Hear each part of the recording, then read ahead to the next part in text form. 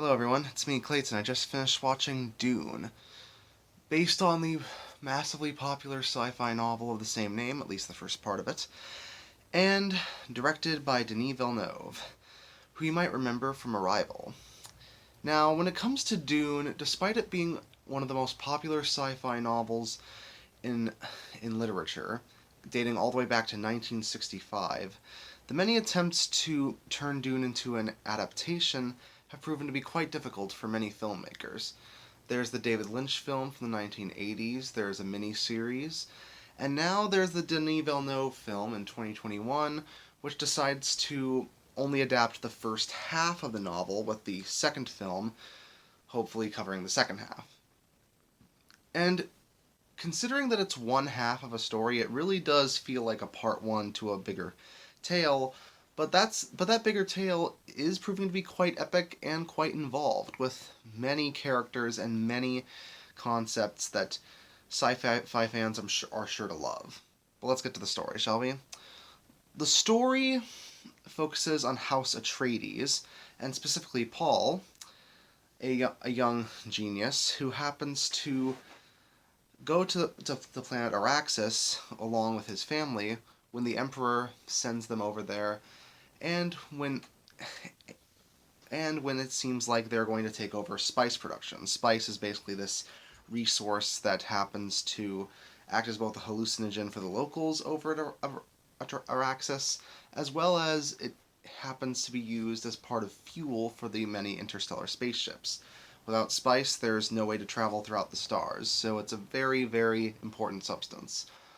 But when certain when certain conflicts arise between the houses and political factions of that world, Paul Paul Atreides realizes that he has to learn several skills that he at a faster rate than others, and it turns out he might end up being the one to decide the fate of not only Araxis but the galaxy as he knows it. But that's all I'll say about the story.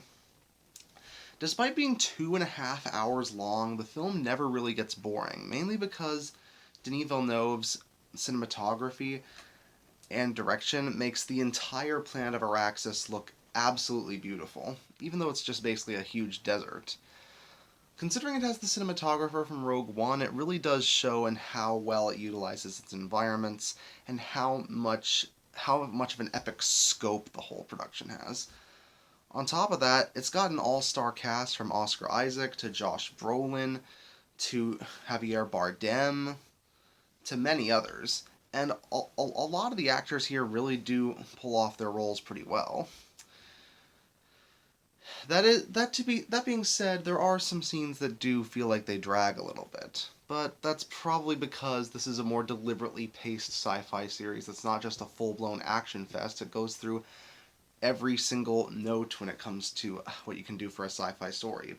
There's political scheming, there's several factions with their own agendas, there's a ton of world building, several major characters, and groups of characters that you need to develop all in the span of 2.5 hours, and it does a lot of that pretty well, while still managing to put in some good action that actually feels relevant to the story at hand and feels impactful despite the PG-13 rating.